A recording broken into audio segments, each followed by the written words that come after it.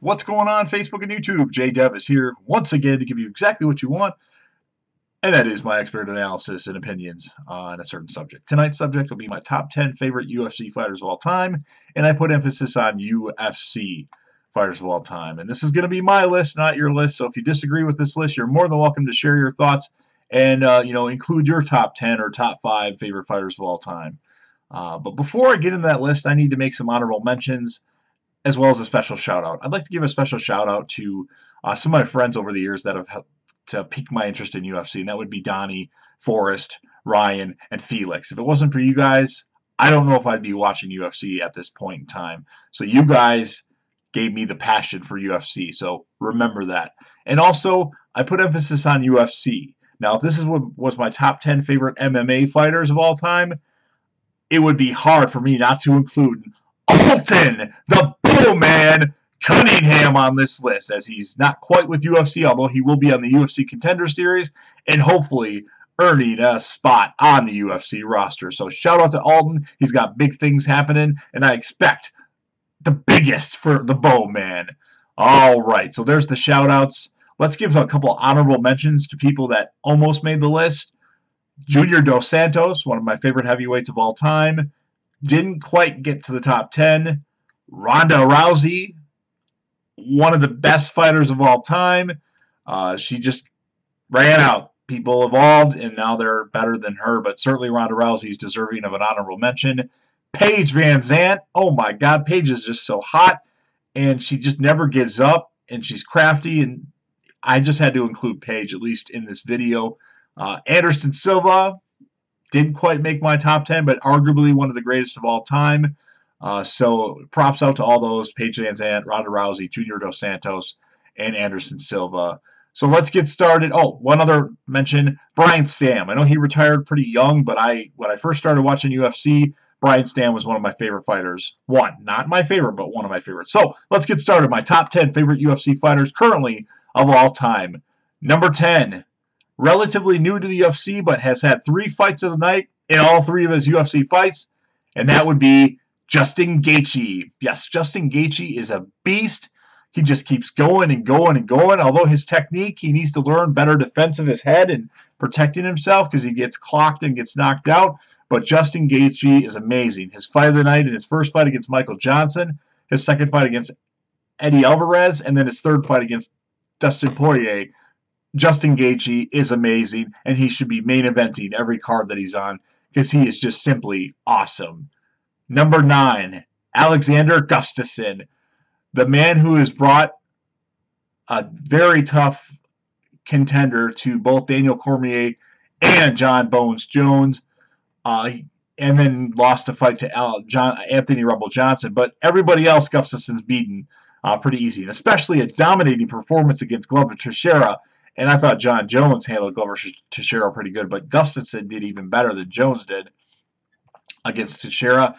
And I do think Gustafsson is deserving of another title shot, even though he hasn't beat any of the big dogs in the division, the 205 division. He certainly is deserving of a title shot. In DC, if you're not fighting John Jones when you go back to the light heavyweight division, you need to give Gustafsson another title shot because these other jabronis that are in the division are all terrible. Number 8, Miesha Tate. I was so happy when Miesha Tate beat Holly Holm.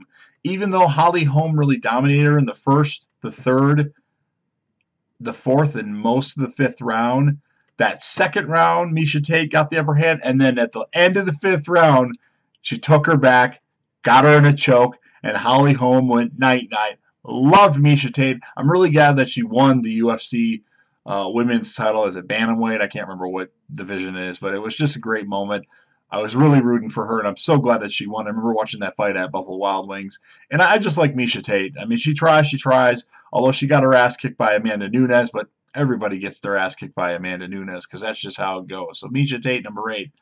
Number 7, Brock Lesnar, my favorite heavyweight of all time in the UFC. And it might have something to do with my love of wrestling over the years, but certainly Brock Lesnar is just great. His technique, I mean, he's a wrestler. He's not a striker. and he's not really good with jiu-jitsu, but Brock Lesnar is a special attraction, one of the top draws in UFC history, and I think Brock Lesnar will be fighting the UFC very soon here. I would say before the end of the year, we'll see Brock Lesnar back in the octagon, or as Paul Heyman likes to say, the Brocktagon. Number 6, we have Anthony Rumble Johnson. Now, he can't beat Daniel Cormier in the light heavyweight division. Hasn't got an opportunity against John Jones yet. But everybody else, he's pretty much single-handedly dominated. Gustafsson, Teixeira, Ryan Bader, who's now in Bellator. I mean, Rumble Johnson is good. It's a shame that he didn't really do good against Daniel Cormier, although he knocked Cormier down with a haymaker, and it would have been nice if he would have beat DC, but loved Rumble Johnson, and he's one of my top draws for UFC. If he's in the main event, I got to order the fight, even though I'm a little disappointed with his showings when he's fighting DC, but Rumble Johnson, number 6. Number 5, we have Carlos Condit. I just like Carlos Condit. I was really rooting for him against GSP back in 2012 or 2013, and he came up a little short in that fight. He had a great fight against Nate Diaz, or is it Nick Diaz? I can't tell them apart half the time. And then, of course, his battle with Robbie Lawler, where he should have won the UFC welterweight championship. That was a bullshit judge's decision. Carlos Condit should have been the welterweight champion after that fight. And the judges gave it to Robbie Lawler, which, he did good in the end of the 5th round, but Condit landed so many more strikes. I don't know. So that's just my thought. But, he doesn't win a lot recently, but Carlos Condit is still at number 5. Number 4 on my list, my favorite middleweight currently in UFC until Alton the Bowman Cunningham arrives, is Chris Weidman. I like Weidman, and I said it when he fought Silva, he was going to beat him. And I was right, and Ryan Stork can verify that. And he was like, who is this guy? And I'm like, he's going to beat Silva. And yeah, maybe Silva was clowning around a little bit, but Weidman's a tough cookie. Now, I know he lost a bunch of fights in a row. He lost to Luke Rockhold. Then he lost to, I can't remember his name now. Wow, I don't like him. The guy that was fighting, he's going to fight Whitaker pretty soon. It escapes me. I don't know why. And then, of course, he lost to Gegard Mousasi. But then he beat Kevin Gastelum. But Chris Weidman is one of the best of all time. And I suspect, and I know that Chris Weidman will be the middleweight champion again. You could bank on that. So Chris Weidman is number 4 on the list. Number 3, this is a surprise. Most of you be like, really? Doo Ho Choi. I just love Doo Ho Choi. His battle against Cub Swanson was just amazing, and he's one of my favorite fighters of all time. And for how many few fights I've seen of him, for him to come in at number 3, that just shows how much I like Doo Ho Choi. He's just great. I don't know. Oh, Yoel Romero is the middleweight that beat Weidman with the flying knee. I can't believe I forgot about that for a second there. But anyway, back to Doo Ho Choi. He's great. He's amazing. I know he's lost a couple fights in a row to Cub Swanson, and then he lost to Jeremy Stevens. But I suspect he will get back to his winning ways, and he'll see gold around his way someday. So that's Doo Ho Choi. Number 2 on my all-time favorite UFC fighters of all time, Matt Hughes. Arguably one of the best welterweights of all time. I know some of you will say GSP, and some of you may even say Tyron Woodley, but Matt Hughes is amazing. Now, of course, the sport evolved after he was dominating, but for the longest time, Matt Hughes was just dominating, and he beat GSP by submission. And not many people beat GSP, that overrated fighter that he is. Hey, again, my thoughts, my expert analysis. But it's tragic what happened to Matt Hughes. He's lucky to be alive with the accident.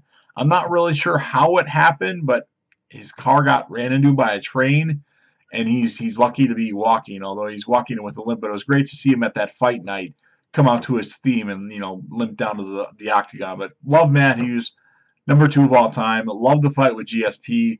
Loved his wars with his war with Frank Trigg was just great. But Matt Hughes, number 2. And, of course, you guys already know who number 1 is. I talk about him all the time. The greatest UFC or mixed martial arts fighter of all time, John Bones Jones. And if you want to say he's a cheater, well, you go right ahead. Yes, I know he's tested positive for a couple tests, But the first test, dick pills, okay, I'm a little skeptical of that. But then the second, for the turbinol thing, the traces amount that they found is barely anything. John Jones didn't cheat. He'd have to be the dumbest person in the world to cheat again if he did cheat the first time. So John Jones, number one. Love all of his fights. I mean, other than Gustafsson, nobody's really come close to even, going 5 rounds with him. Vitor Belfort did have him in that armbar, and I think that was probably the closest John Jones was to losing a fight, to be honest with you. But he persevered. He beat him, made him tap out, and he's just amazing. His fight with DC at UFC 214, knocking DC out with that kick, that head kick. I know it's not a knockout anymore, and it's a no contest, which is bullshit. But John Jones is great. And John Jones theoretically could be dominating for another 5 to 10 years because he's just that good. Now, I suspect there'll be some new people in the light heavyweight division. Luke Rockhold's probably going to go to the light heavyweight eventually, and Chris Weidman might even go to light heavyweight. But I suspect John Jones will still be dominant when he comes back, because he'll come back. And I don't if USADA makes their mind up anytime now, I think the most John Jones will get is 2-year suspension. So he'd be able to come back in July/August of 2019. So I think that'll be the latest we'll see John Jones return, although I think he'll be back at some point this year. And he should be. I mean, yeah, he didn't cheat. It was a tainted supplement, but, I mean, sometimes he doesn't necessarily follow directions as good, but I don't think they should hold that against him because the fact of the matter is he didn't take a banned substance. It was a tainted supplement. So, John Jones, number one. So, let's recap the list for those of you that weren't paying attention.